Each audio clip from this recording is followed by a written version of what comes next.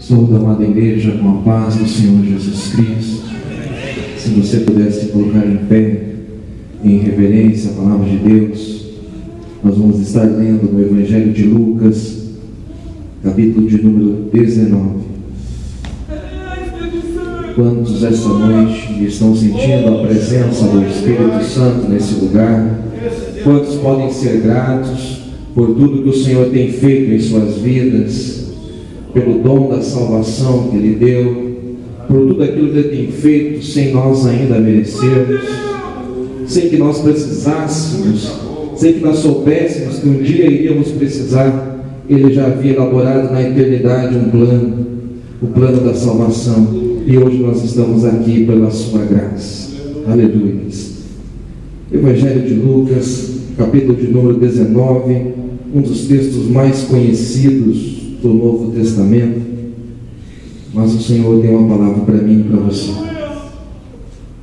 E tendo Jesus entrado em Jericó, ia passando, e eis que havia ali um homem chamado Zaqueu, e era este um chefe dos publicanos, e era rico, e procurava ver quem era Jesus, e não podia, por causa da multidão, porque era de pequena estatura. E correndo adiante, subiu a um sicômoro para o ver, porque havia de passar por ali. E quando Jesus chegou àquele lugar, olhando para cima, viu-o e disse-lhe: Zaqueu, desce depressa, porque hoje me convém pousar em tua casa. E apressando-se, desceu, e recebeu-o alegremente. E vendo todos isto, murmuravam, dizendo que entrara para ser hóspede de um homem pecador. E levantando-se Zaqueu, disse ao Senhor: Senhor, eis que dou aos pobres metade dos meus bens, e se em alguma coisa tenho defraudado alguém, o restituo quadruplicado. E disse-lhe Jesus: hoje veio salvação a esta casa, pois também este é filho de Abraão, porque o Filho do Homem veio buscar e salvar o que se havia perdido. Vamos orar nesse momento mais uma vez. Curva a sua cabeça. Senhor, meu Deus e Pai, eis aqui, Senhor, a tua igreja, que neste momento o Senhor está sedento de receber a sua palavra. Eis aqui, Senhor, a minha vida. Tu sabes, Senhor, todas as minhas falhas e todas as minhas fraquezas, mas através do sangue de Cristo nós somos justificados, Senhor. Através do sangue de Cristo nós podemos estar nesse lugar santo, nós podemos, Senhor, ministrar a tua palavra, que é poderosa, que é santa, que é viva. Ó Senhor, não para a minha honra, não para a minha exaltação, mas para a tua glória, Senhor. Espírito Santo de Deus, vem se manifestar nesse lugar, Senhor. Vem edificar, vem exortar, vem consolar, Senhor, a vida de cada um aqui esta noite. Tudo para a honra e glória do nome santo de Jesus Cristo. Amém e amém. Eu agradeço a Deus pela oportunidade sublime de mais uma vez ministrar a sua palavra neste culto de quinta-feira. Agradeço ao Ismael da Luz pelo convite, para nós podermos estarmos aqui esta quinta-feira, que é a última aqui antes da revitalização, né, do templo, a última quinta-feira, e também pode ser talvez a última quinta-feira aqui na terra, porque Jesus pode buscar a sua igreja a qualquer momento. E nós estamos muitas vezes na correria do dia a dia, das nossas atividades, e nós se esquecemos que Jesus Cristo pode voltar a qualquer momento. Talvez esse seja o último culto, talvez o próximo culto já seja na presença do Cordeiro, e esta é a minha esperança. Muitos hoje já desistiram de esperar a volta de Cristo, mas eu continuo confiando na sua palavra, porque Ele mesmo disse que passaria o céu e a terra, mas a sua palavra não passaria. Amém? Glórias a Deus. Amados, o texto que nós lemos essa noite é um texto que todos conhecem, todos já leram inúmeras vezes, já ouviram em inúmeras pregações, e é extremamente difícil a gente falar num texto onde todos conhecem. Mas eu conto com a graça de Deus para que nós possamos tirar lições da sua palavra, porque a sua palavra ela é poderosa, e você pode ler um texto 10 vezes, 20 vezes, 300 vezes, que ele vai te ensinar a cada vez uma lição diferente. E antes de nós falarmos a respeito daquilo que Jesus fez em Jericó, antes de nós falarmos a respeito de Zaqueu, eu gostaria de falar um pouquinho a respeito de Jericó. Jericó é uma das cidades mais antigas que se tem conhecimento. Estudiosos, arqueólogos que pesquisam, sabem que esta é uma das primeiras cidades da civilização humana. E o nome Jericó ele significa lugar de fragrância. Todavia, essa cidade vai ficar conhecida nas páginas sagradas pelas Cidade das Palmeiras. E ela entra no cenário bíblico no capítulo de número 2 de Josué, quando o mesmo ele manda 2 espias para que vão até Jericó, visto que o povo já estava próximo a adentrar na terra prometida. E esses espias vão até Jericó, e lá eles só vão encontrar abrigo na casa de Raabe, que é uma mulher de reputação duvidosa. A Bíblia diz que era uma prostituta.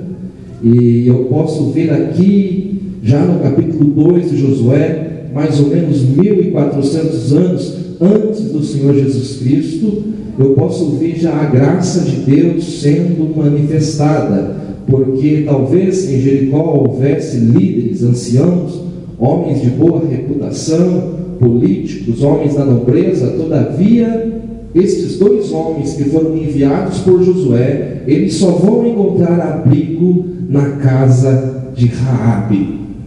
E ali há uma aliança, e esses homens prometem que se ela mantiver o segredo, eles poupariam a vida de Raabe e de toda a sua família, desde que houvesse no muro um fio de escarlate como sinal. Você conhece a história, nós podemos ganhar tempo com isso.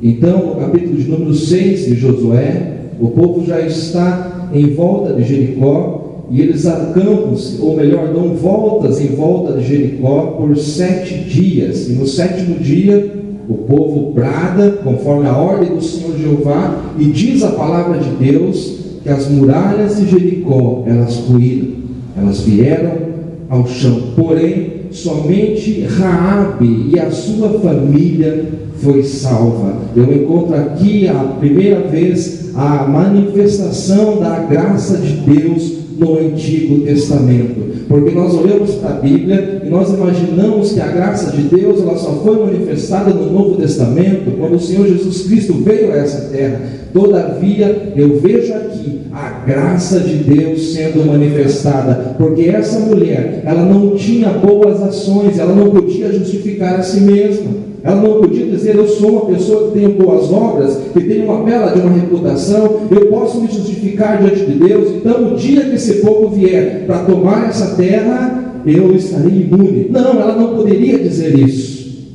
Todavia, o autor aos Hebreus, no capítulo de número 11, ele menciona essa mulher, que através da fé, a graça de Deus se manifestou na sua família. E eu posso olhar para mim e para a sua vida, porque nós igualmente éramos miseráveis pecadores, não tínhamos nenhum motivo para estar aqui na casa de Deus essa noite, glorificando o nome dEle, exaltando o nome dEle, cantando, muito menos pregando a sua palavra que é viva e que é santa. Todavia, Ele justificou os meus pecados através do sangue dele. Ele morreu na cruz no meu lugar. Ele se fez maldição no meu lugar, para que pela sua graça eu pudesse estar aqui e ter o direito da vida eterna. Se você tem esse direito à vida eterna, se Ele também alcançou a você através da sua graça, glorifique o nome dele, porque Ele é digno de toda a honra e de toda a glória. Aleluia. Quando o povo chega em volta de Jericó, o Senhor dá ordens expressas a Josué para que não se tome nada dos despojos da cidade de Jericó. Você pode ver isso no capítulo 6 de Josué, versículos 17 e 18, quando o Senhor diz que tudo em Jericó seria anátema. A palavra anátema quer dizer totalmente consagrada ao Senhor. Então, ninguém poderia tomar nada dos despojos de Jericó. Ali, de Jericó, Josué envia alguns homens até a vizinha cidade de Ai. Poucos homens, porque a cidade de Ai tinha um pequeno exército. Todavia, o povo de Israel foi duramente derrotado naquela batalha na cidade de Ai. Então Josué consulta ao Senhor, e o Senhor diz: alguém tocou no anátema, alguém tocou naquilo que não poderia tocar. Então o Senhor fala a Josué, e ele lança sortes, e as sortes caem em Acã. Acã, quando ele viu uma capa babilônica, quando ele viu algumas peças de prata e uma cunha de ouro, ele toma e ele traz maldição sobre si e a sua família. Então a ordem de Deus naquele lugar foi para que se apedrejasse Acã e a sua família. Portanto, Jericó fica conhecida nas páginas sagradas como um lugar de maldição. Jericó é terra de maldição. Para que você tenha mais firmeza nisso, no capítulo 6 ainda, no versículo de número 26, Josué profetiza e diz que o homem que tornasse a reedificar Jericó, ele seria maldito. Quando algum homem tentasse reedificar Jericó, ele perderia o seu filho primogênito quando ele lançasse os fundamentos da cidade de Jericó. E quando ele terminasse e colocasse as portas nos muros, então ele perderia o seu filho mais novo. Essa profecia está registrada no capítulo 6, versículo de número 26. E parece que a história passa e os homens vão esquecendo daquilo que Deus fala. Todavia, quando Deus usa um profeta para falar algo, a profecia não cai no chão, porque a palavra de Deus é fiel, ela sempre se cumpre. E alguém esquece, mas talvez você recebeu uma palavra, seja uma palavra de bênção, ela vai se cumprir na sua vida também, porque se esse profeta estava sendo usado pelo Senhor, a palavra de Deus ela não volta vazia. Mas durante o tempo, alguém esquece da profecia de Josué. E quando você chega lá no livro dos reis, no primeiro livro dos reis, no capítulo 16, versículo de número 34, você vai ver que um homem chamado Hiel, ele torna a reedificar a cidade de Jericó. E diz a palavra de Deus, que quando ele lançou os fundamentos, o seu filho primogênito morreu, e quando ele colocou as portas em Jericó, o seu filho mais novo morreu. E diz a Bíblia mais, para que se cumprisse aquilo que foi dito pela boca de Josué. Jericó vai ficar conhecida nas páginas sagradas como a terra da maldição. Terra de maldição. Só que hoje a história de Jericó vai mudar. Porque no capítulo 19 de Lucas, versículo 1, diz que Jesus entrou em Jericó. A Bíblia diz que Jesus entrou em Jericó. Aleluia. E tendo entrado em Jericó, ia passando. Aleluia. Então a história de maldição vai mudar. E eu quero profetizar na vida de alguém que entrou nesse lugar. E talvez você carregue algum trauma na sua vida, na sua alma, algo que te machuca, uma palavra que alguém lançou sobre si, e isso você carrega com o tempo. Hoje Jesus está passando na sua Jericó, e essa palavra de maldição vai se tornar em bênção. porque você não está debaixo de maldição. Você não precisa fazer uma campanha de 7 sexta-feiras para quebrar a maldição, porque a minha Bíblia diz que quando Jesus Cristo, ele subiu na cruz do Calvário e ele derramou o seu sangue, ele se fez maldição no meu e no seu lugar. Aleluias! Oh glórias, eu sinto a presença de Deus aqui. Lavassurianda, lavas, santo ao Senhor. Ele se fez maldição em meu lugar. O apóstolo Paulo diz lá em Gálatas, capítulo 3, versículo de número 13, que ele se fez maldição no meu lugar, porque estava escrito na lei, em Deuteronômio, capítulo 21, versículo de número 23, que era maldito todo aquele que fosse pendurado no madeiro. Mas o profeta Isaías bem disse que aquilo que ele levou sobre ele não era dele, porque ele é santo, sempre santo, aleluias, mas ele levou sobre si os meus e os teus pecados. Aleluias, glórias a Deus. Tendo entrado em Jericó, ele ia passando. Jesus está passando. E quando Jesus vai a um determinado local, ele não vai sem ter um propósito, sem ter um objetivo. Eu nunca vi Deus fazer nada sem ter um propósito, sem ter um alvo, um objetivo. E é interessante que muitas vezes, Osiel, nós pedimos que Deus nos encha com o seu Espírito Santo. Nós pedimos que Deus batize jovens, homens, mulheres com o seu Santo Espírito. Mas daí eu vejo que Deus faz aquele desejo do nosso coração. Deus responde o nosso clamor, a nossa oração. E daí eu vejo que em seguida acontece nada. Nada. Porque tudo que nós queríamos era falar em outras línguas, ser batizados com o Espírito Santo, ser cheio do Espírito Santo. Mas quando Deus enche alguém com o seu Espírito Santo, quando Jesus faz algo na vida de alguém, é porque ele tem um propósito. E o nosso propósito aqui na terra é estabelecer o seu reino, estabelecer os princípios do seu reino, levar almas até a presença do Senhor Jesus Cristo, resgatar almas do poder do pecado. Nós devemos ter propósito. E quando Jesus vai a um lugar, é porque ele tem um propósito.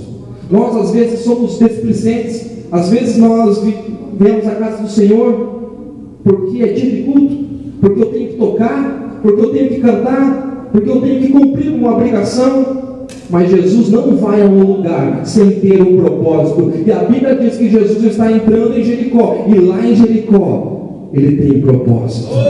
Tem cegos que precisam ver, tem coxos que precisam andar, tem Zaqueu que precisa receber a salvação. Aleluia, glórias a Deus. E então entra a história de Zaqueu em cena, e a Bíblia vai dizer que Zaqueu, ele era príncipe dos publicanos, muito mais do que Levi, que era um cobrador de impostos, que trabalhava na coletoria. Zaqueu, pelo contrário, era príncipe dos publicanos, é como se fosse o chefe da Receita Federal, é como se fosse o ministro da Economia, nomeado por Roma para atender a Judéia. E os publicanos, eles eram mal vistos pelos judeus, porque eram homens que eram judeus, todavia, eram homens que trabalhavam para o Império Romano. Então os publicanos eram vistos pelos judeus como traidores da pátria, como os piores pecadores. Eram homens que eram discriminados, porque prestavam serviço a Roma, e Roma naquele tempo subjugava a Judéia. Zaqueu era príncipe dos publicanos. E Zaqueu é um homem, diz a Bíblia, que ele era de pequena estatura, ele tinha uma doença, algo que impediu o seu crescimento normal, portanto ele era bem mais baixo do que a estatura normal dos homens da época. E eu posso imaginar aqui como que foi a infância de Zaqueu, porque Zaqueu era pequeno, talvez na escola, eu posso imaginar, estou conjecturando, junto com os seus amiguinhos, talvez seus amiguinhos zombavam dele, porque ele não tinha, sendo da mesma idade, ele não tinha o mesmo tamanho, e não existia essa palavra ainda, mas talvez ele sofreu bullying naqueles tempos, porque ele era pequeno demais para a sua idade. Ele sofreu muito na sua infância, mas ele consegue superar isso, ele consegue vencer os obstáculos. E lembrando que esse homem, ele está vivendo na onde? Em Jericó. E Jericó é terra de maldição. Mas Zaqueu vai provar que ele pode ser uma bênção, mesmo vivendo na terra de maldição. O mundo que nós estamos vivendo é um mundo de maldição. Paulo já disse que esse mundo jaz no maligno. Não espere melhorar, não espere que o próximo governo vai melhorar a situação, não espere que o próximo prefeito vai mudar, que a situação política, econômica desse país vai mudar. Não vai mudar não, porque esse mundo é um mundo de maldição. A nossa esperança, ela não está pautada nas coisas que acontecem aqui. Todavia, eu e você, enquanto nós estamos aqui, nós temos a obrigação de sermos bênção nesta terra de maldição.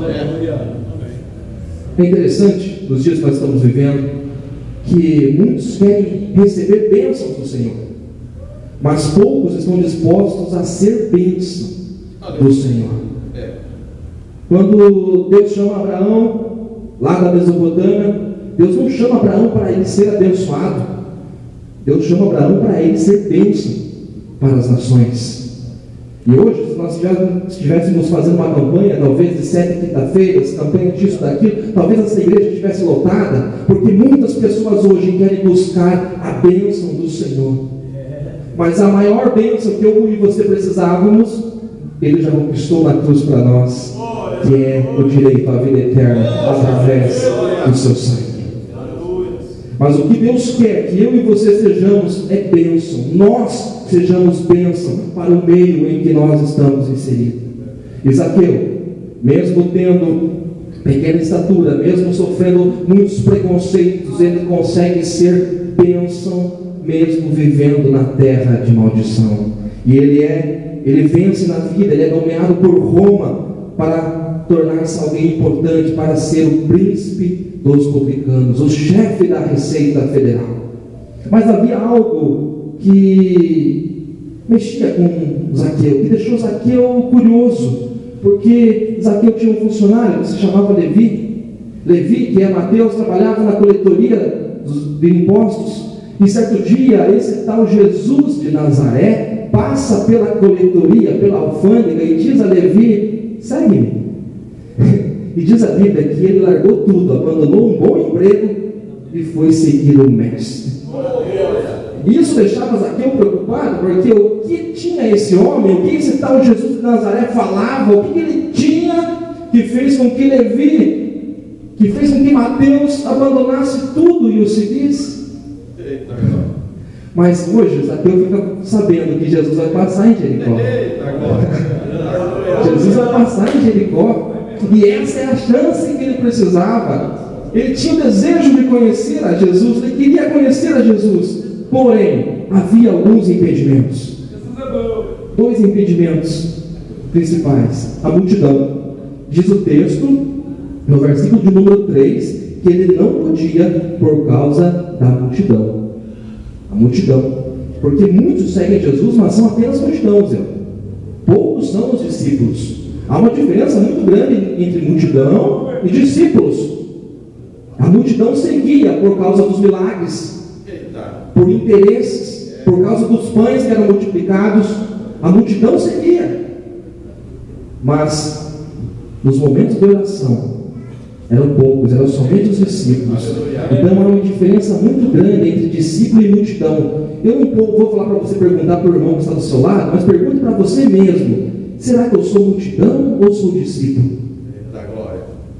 Havia uma multidão, milhares de homens e mulheres e crianças que seguiam o mestre por causa de alguns interesses. E essa multidão tampava, impedia com que Zaqueu visualizasse Jesus. E o outro impedimento, se não bastasse a multidão, ele era de pequena estatura. Não tem como ver. E ele vai correndo adiante, ele vê que a multidão está entrando na cidade, e ele corre, ele procura um meio de ver Jesus, mas tem uma multidão, e tem a sua estatura. Porém, ele encontra diante de si um sicômoro, em outra versão diz uma figueira brava. E a figueira brava poderia ser o terceiro impedimento para ele. Então ele tinha a multidão, ele tinha a pequena estatura, e agora ele tem uma figueira brava diante de si. O sicômoro, se você nunca ouviu essa palavra, ele era uma espécie de árvore verde com galhos muito fortes que se espalhavam até o chão. O que facilitavam que mesmo uma criança subisse. Porém, era uma árvore frondosa e muito grande. E quando Zaqueu se depara com aquele sicômoro, ao invés de ficar reclamando, ao invés de ficar murmurando, poxa, não basta, será a minha pequena estatura, não basta a multidão, agora tem um sicômoro.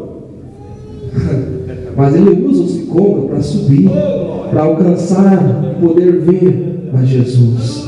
Eu quero dizer para você que quando você se propõe a se encontrar com Jesus, quando você se propõe a ter intimidade com Jesus, muitas barreiras, muitas pedras, muitos obstáculos se colocam no seu caminho. Mas não pare nos obstáculos. Use as pedras, use os degraus para subir. Aleluia. Mas não perca o seu objetivo, que é ver Jesus. Aleluia. E ele sobe no sicômoro, ele quer ver Jesus. E quando Jesus chega debaixo daquela figueira brava, no versículo de número 5 diz: e quando Jesus chegou àquele lugar, olhando para cima, Jesus olhando para cima. Esta era a primeira vez que alguém olhava Zaqueu de baixo para cima. Todos que olhavam Zaqueu, eles olhavam de cima para baixo. Mas agora Jesus, agora Cristo, o Verbo encarnado, o Criador de todas as coisas, ele passa debaixo da figueira e ele olha para Zaqueu de baixo para cima. E ele diz para Zaqueu: desce, desce. Porque para você ver Jesus, você pode até subir, mas quando você quiser ter intimidade com Ele, quando você quiser que Ele venha morar contigo, quando você quiser ter algo mais com Ele, ficar com Ele, você precisa descer. Descer. Sabe por que muitos hoje não recebem mais a presença do Espírito Santo, não recebem mais a Jesus? Porque eles estão querendo receber Jesus em cima, no alto do pedestal. E Jesus não vai. Não, porque o alto é o lugar dele, e ninguém usurpa o lugar dele. O lugar dele é o alto, o nosso lugar é aos seus pés. O meu lugar é aos pés de Cristo. Portanto, se eu quero ter intimidade com Ele, se eu quero recebê-lo, eu tenho que descer. E hoje, nós vemos que muitos já não têm mais nada de Cristo na sua vida, porque a arrogância, a soberba e o orgulho impedem que Jesus vá adentrar a sua casa. Jesus não entra na casa de orgulhoso, de soberbo, de arrogante, daquele que está no alto, no topo. Então, por mais que eu tenha 30 anos de crente, por mais que eu seja pastor, por mais que eu seja um bom presbítero, isso não me faz melhor do que ninguém. Se eu quiser ter intimidade com o mestre, eu tenho que descer. Eu tenho que descer, eu tenho que se humilhar. E poucos hoje querem descer à casa do oleiro, poucos hoje querem voltar a adentrar ao caminho da oração, poucos hoje querem buscar, aprender mais da sua palavra.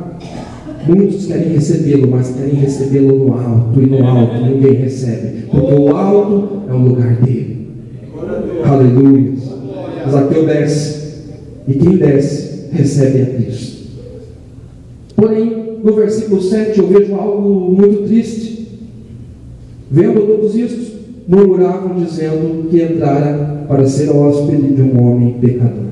Os fariseus, os murmuradores, aqueles que não descem, aqueles que não receberam a Cristo. E você está no seu cantinho, e logo ninguém sabe aquilo que você passa, as lágrimas que você tem derramado, o quanto você tem se humilhado na presença do Senhor, o preço que você tem pagado. Poucos sabem. Mas de repente o Senhor começa a tomá-lo pela mão e começa a usá-lo.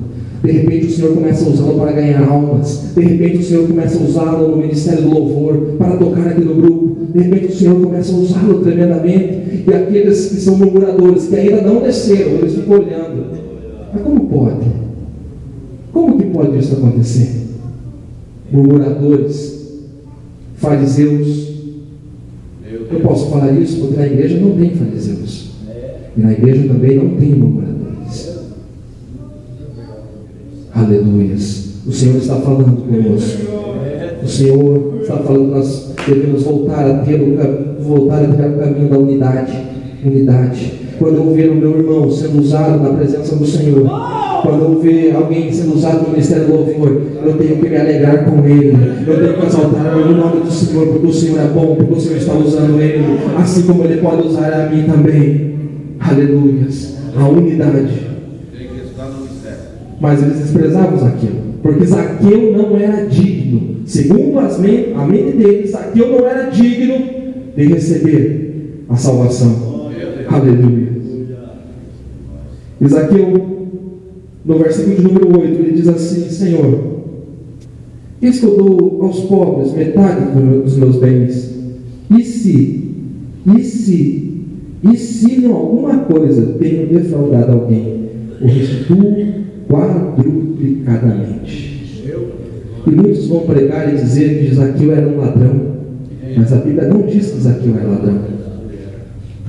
Ele diz assim: e se tenho defraudado alguém, eu vou restituir 4 vezes. Porque Zaqueu conhecia a lei. Zaqueu conhecia Êxodo, capítulo 22, versículo de número 1, quando fala que se algum homem roubasse uma ovelha, um cordeiro, um boi do seu vizinho, ele tinha que restituir quadruplicadamente. Então ele diz assim: e se eu tenho defraudado alguém, eu vou restituir. Zaqueu era homem justo, Zaqueu era homem bom. Todavia Jesus olha para ele e diz assim: hoje veio salvação a esta casa. Sabe o que Jesus está dizendo? Zaqueu está dizendo para Zaqueu: olha, não importa se você é bom, não importa se você tem boas obras, para ser salvo tem que ser pela fé, tem que ser pela graça. E hoje veio salvação a este lugar, porque nós não somos salvos por aquilo que fazemos. Muitos hoje querem fazer algo dentro da casa de Deus e acham que com isso ajudam no processo da salvação. Mas a minha Bíblia diz lá em Efésios capítulo 2, versículos 8, 9 e 10, que nós somos salvos pela graça, mediante a fé. E isso não vem de nós, não vem não. Isso é dom de Deus. O processo da salvação é uma obra exclusiva de Cristo na cruz. Você não fez nada de bom para que fosse salvo, mas Cristo fez tudo por você na cruz do Calvário. E por isso você pode exaltar a Ele pelo que Ele fez. Aleluia. E Paulo diz mais que nós fomos salvos para as boas obras. Ele não diz que pelas boas obras eu fui salvo. Ele diz que eu fui salvo para as boas obras, porque eu fui salvo, eu faço boas obras. Então, Zaqueu não podia se justificar diante do Mestre, assim como eu e você não podemos justificar-nos diante de Deus por aquilo que nós fazemos, porque tudo que nós fazemos é porque Ele fez primeiro, é porque Ele primeiro nos amou. Aleluia, aleluia, aleluia. Hoje veio salvação a esta casa, pois também este é filho de Abraão. Este era o argumento preferido dos fariseus, dos hipócritas, porque eles diziam assim: não, nós somos filhos de Abraão, nós já estamos salvos, somos descendência de Abraão. E lá em Lucas capítulo 3, versículo 8, Jesus diz: produzi, pois, frutos dignos de arrependimento, e não comeceis a dizer em vós mesmos que teve Abraão por pai, porque eu vos digo que até das pedras Deus pode suscitar filhos a Abraão.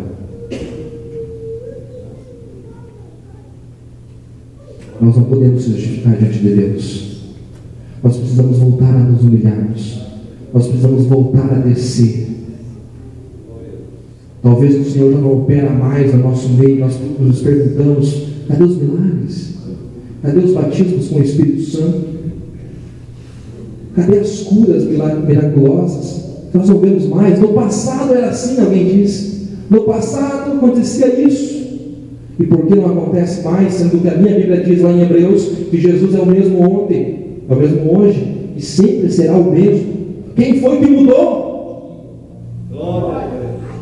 Nós mudamos. Nós estamos querendo receber Jesus no alto.